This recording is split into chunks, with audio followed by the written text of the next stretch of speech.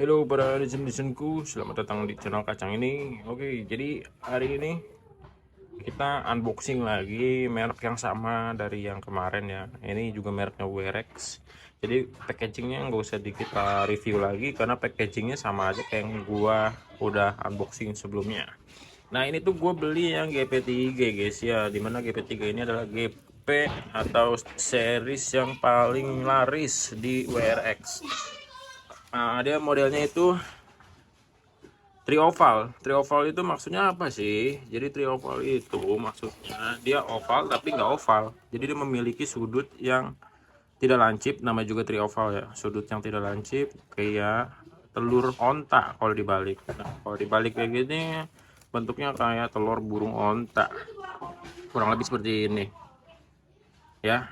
Jadi trioval itu kurang lebih tabung yang bentuknya volumenya atau berdimensi seperti telur. Nah, jadi ini adalah punyanya temen gua GSX ini, jadi diperuntukkan untuk GSX 150. Jadi kenapa dia milih yang ini, karena kalau GSX lebih cocok buat motornya pakai yang GP3 ini karena lebih gede, jadi lebih pas lah sama postur tubuh dari si GSX 150.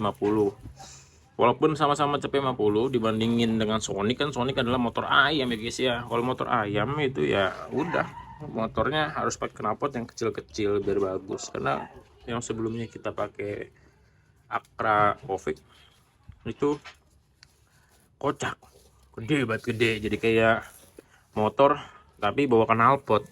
Jadi bisa dibilang knalpot bawa motor.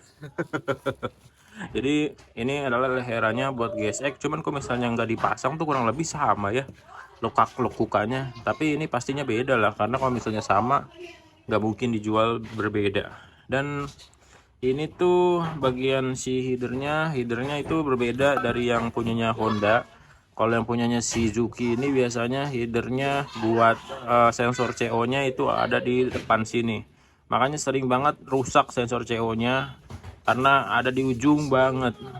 Melainkan dengan kalau yang Honda biasanya ada di tengah, kalau ini langsung kena api, duar duar duar duar. Nah itu langsung kena api, bisa langsung rusak sensor CO nya. For information, gue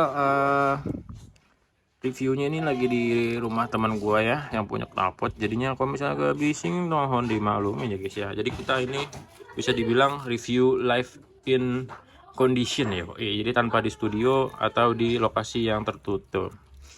Jadi ini headernya kayak gitu, dan sedikit penjelasan dari lubang sensor CO nya yang ada di ujung dari si headernya.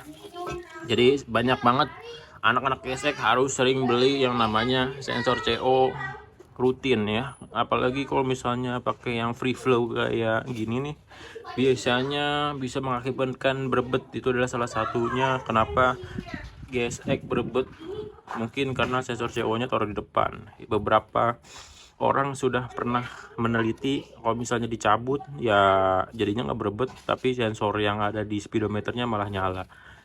Ya begitulah suka duka pakai GSX 150. Cuman untuk pakai yang WRX ini katanya minim berebet. Dan BTW ini adalah sambungan dari header atau slip on-nya. Ada tulisannya ya K150 GSX 150 ID 230100030. Ini adalah kode dari beberapa part yang dia keluarkan, biasanya berbeda. Ini untuk mengklaim yang namanya asuransi jiwa. Jadi kalau misalnya kalian pakai motor terus knalpotnya racing pakai WRX terus kalian kecelakaan, nah bisa diasuransiin sama pihak WRX nya, kurang lebih seperti itu ya guys ya. Jadi packagingnya sama aja, dapat per 3 biji buat ngekencengin slip on nya biar kagak copot-copot, terus sama bubble wrap yang banyak. Terus apa lagi ya, yang kayak stiker-stikernya itu sama aja, nggak mungkin gue tunjukin lagi karena udah ada di temen gue, sudah dipasang mungkin ya stiker-stikernya. Jadi kita langsung coba aja, kita buka-bukain dulu plastiknya karena kondisinya gue pakai satu tangan, ini satu tangan, jadi gue harus copot-copotin dulu plastiknya baru kita lihat secara detailnya. Oke.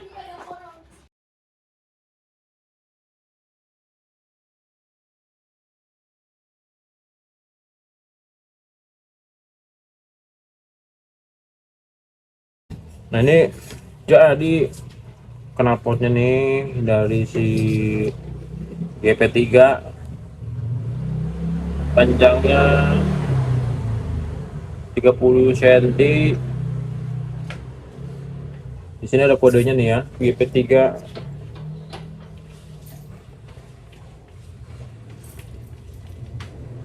Apa dibaca? GP3K2 SE. ID-nya sama kayak dari leherannya. Terus si ini bukan gua sih, temen gua belinya tuh yang free flow, bukan yang silentan. Jadi dia logo WRX-nya sedikit berbeda daripada yang limited itu ya. Dia lebih gede, nyesuaiin sama logo WRX yang biasanya tuh yang pakai plat. Nah ini laser tapi bedanya. Cuman terus di sini kagak tulisan limitednya. Terus perbedaannya lagi, selain modelnya yang pre-oval, dia memiliki pegangannya yang 2 lapis tapi tidak ratusan. Jadi pegangannya lebih kokoh ya, lebih gede karena dia menompang bobot yang lebih gede. Karena ini adalah tri-oval, panjangnya 30 cm. Jadi yang diambil sama teman gue ini 30 cm karena bisa diambil sesuka hati ya, mau ngambil yang 25, 45 sampai 1 meter pun juga dibikinin WRX kalau misalnya kalian mesen ya. Cuman buat apa kenapa 1 meter panjang-panjang? Pengen bikin cerobong asap. Dan di sini juga kalau misalnya kalian main knalpot yang baru dibuka atau dari WRX ini, kan dia menggunakan 304. 304 itu biasanya dipakai buat alat masak yang tajam-tajam ya guys ya. Jadi kalau misalnya kalian punya atau kalian baru beli, hati-hati sama sudutan bibir ini karena ini tuh tajamnya luar biasa. Karena jadi gue menjadi korban di unboxing yang kemarin. Kelihatan nggak? Ya udah itulah pokoknya lo ya, belah unboxing di knalpot yang kemarin. Keren sih nih yang trioval ini. Mungkin nanti next time nya gue bakalan beli ya, untuk kalau misalnya bosan-bosanan, tapi bukan buat di motor gue yang Sonic, melainkan buat di Supra tapi yang silent. Nanti gue cobain dulu sih yang si GP5 V2 nya itu di mesin Daytona tuh nahan apa enggak. Kalau misalnya nggak nahan, gue bakalan beliin yang trioval karena kita ngincer suaranya yang merdu buat si Daytona, karena yang pakai adalah baba gue.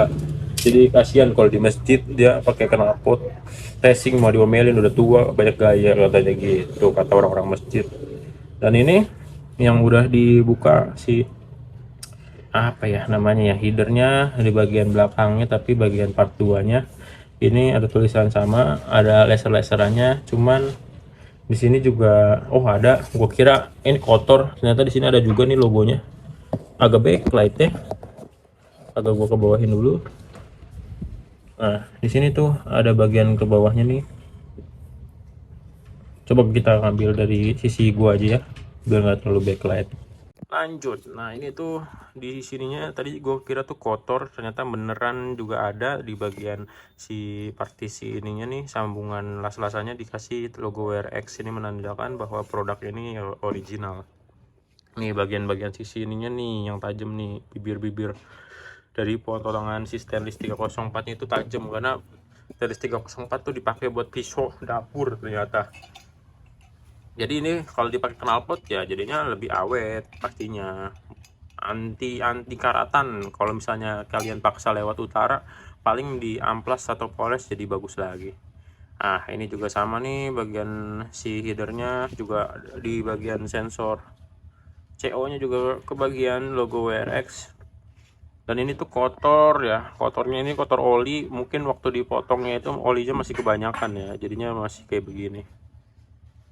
Sama nih detailnya juga sama nih ya, las-lasannya pakai kepingan kayak gini buat sambungan si pernya, untuk nanti dia lebih kokoh kalau pakai stainless yang bentuknya kayak gini dibandingin kawat. Stainless kawat itu lebih kayak gimana gitu ya, klasik. Ini lebih simple nih dari WRX. Pantes ya knalpot WRX itu punya fanpage sendiri atau punya fansnya sendiri, atau punya apa ya namanya, fans boynya WRX itu, karena kualitas ini sangat amat baik nih WRX ini, walaupun modelnya ya begini-begini doang.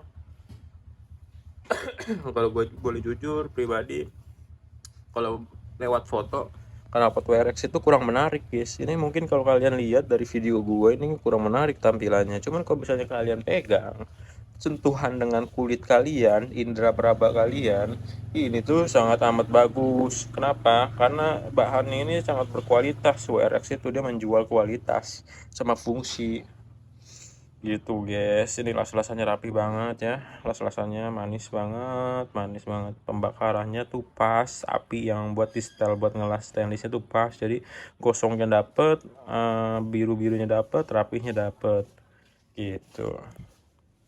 Ini motornya lagi pengen disiapin buat kita eksekusi. Yang pertama kita ganti oli dulu biar enak nanti geber-gebernya. Oke, jadi gitu aja video kali ini, review knalpot WRX K3 K3 nggak tuh, GP3 K2 SE. Kurang lebih kayak gitu. Semoga kalian bisa menjadi gambaran buat kalian untuk membeli knalpot WRX dengan berbagai macam jenis tipenya. Yang udah pernah gua unboxing itu ada dua, yaitu K5 lupa aku, pokoknya kode-kodenya lupa. Pokoknya yang tadi udah gue sebutin itu punya gua yang apa namanya, limited, dan ini yang punya teman gue yang free flow. Nanti gue bakalan coba kalau ada kesempatan waktu. Jangan lupa di subscribe channel Kacang ini biar kalian bisa tahu suaranya kayak gimana.